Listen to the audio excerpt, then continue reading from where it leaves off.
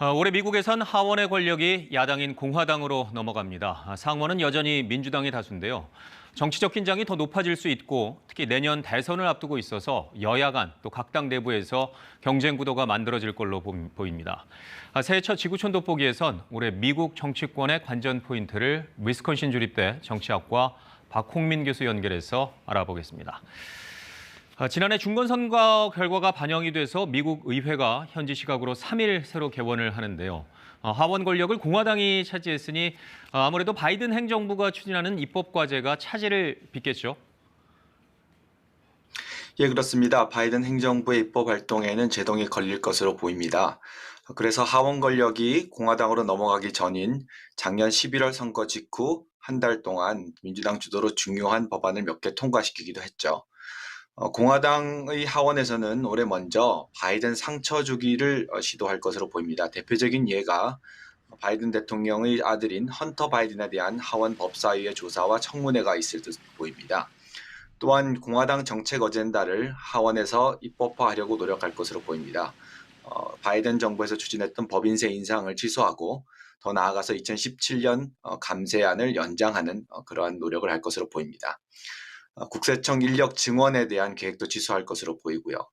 더 나아가서 상원에서 부결되더라도 상징적인 공화당 정책을 추진할 수도 있습니다. 예를 들면 복지 예산을 축소한다거나 환경 관련 규제를 철폐한다거나 또는 또 전국적인 낙태 금지 법안을 입안하거나 이럴 수 있습니다. 네. 앞서 의회의 특별조사위원회가 2년 전 의사당 테러와 관련해서 트럼프 전 대통령을 기소해야 한다는 의견을 냈는데요. 법무부의 특별검사가 현재 수사 중인데 어떻게 전개가 될까요? 예, 연방의회의 기소 의견은 제가 보기에는 정치적이고 상징적인 제스처라고 생각합니다. 특히 의회 폭동 문제의 경우에는 트럼프 전 대통령과의 직접적인 관련성을 찾기가 쉽지 않아서 많은 전문가들은 트럼프가 실제로 기소될 확률은 높지 않다고 평가하고 있습니다. 다만 이것 이외에도 여러 건의 사법 리스크가 트럼프에겐 있습니다. 백악관에서 기밀 문서를 유출한 혐의도 있고요. 2020년 선거 결과를 번복하려고 하는 그런 시도도 있었고요. 또 개인과 트럼프 회사의 탈세 문제도 있죠. 그렇지만 전반적으로 봤을 때는 트럼프 회사의 탈세는 기소되고 유죄 판결을 받을 가능성이 높지만 트럼프 본인에 대한 기소 및 유죄 판결의 가능성은 매우 높지 않습니다. 왜냐하면 정적에 대한 보복이라는 프레임을 바이든 대통령 입장에서는 경계를 하고 있고요. 민주당 입장에서도 트럼프 대통령이 이제 더 이상 대세가 아니라고 판단을 해서 트럼프에 대한 견제가 더 이상 불필요하다고 판단할 수 있습니다. 말씀하신 대로 여러 가지 사법 리스크가 있기 때문에 트럼프 전 대통령으로서는 정치적인 부담이 따를 텐데요. 그렇게 되면 내년 대선 후보 선출을 앞두고 공화당 내에서도 기류 변화가 있지 않을까요? 예, 그렇습니다. 지금 현재는 여론조사 1위가 디센티스 플로리다 주지사인데요. 디센티스 플로리다 주지사가 막 온라인 정치 광고를 시작했죠. 또 다른 잠룡들도 정치자금 모금을 시작했습니다. 폼페이오 전 국무장관이나 펜스 전 부통령, 허친슨 아칸소 주지사 등이 정치자금을 모금하는 그런 움직임을 보이고 있죠.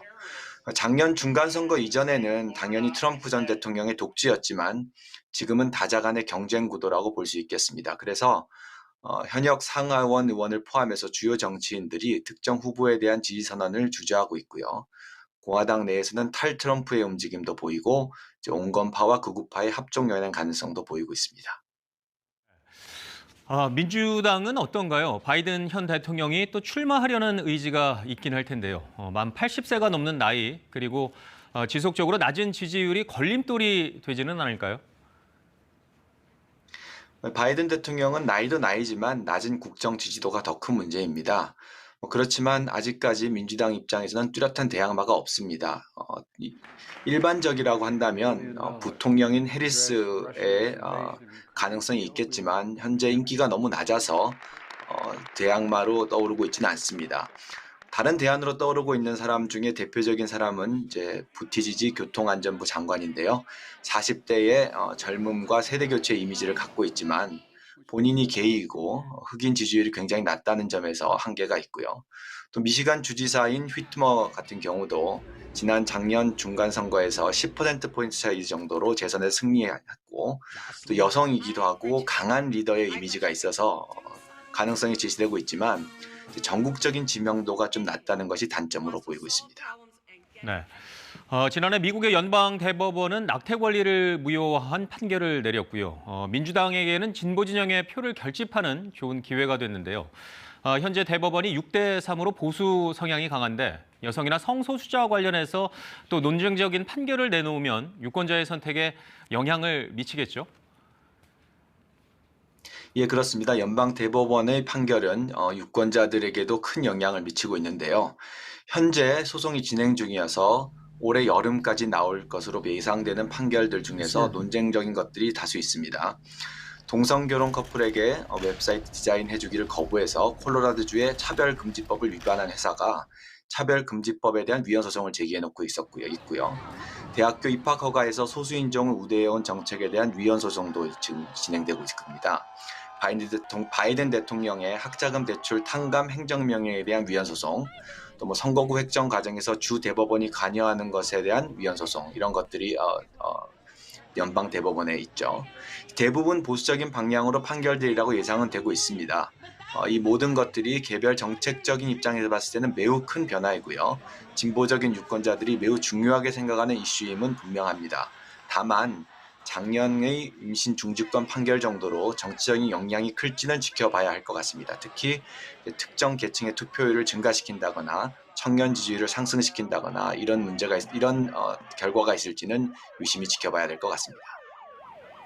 네, 위스콘신 주립대 정치학과 박홍민 교수와 함께 오늘 말씀 나눴습니다. 고맙습니다.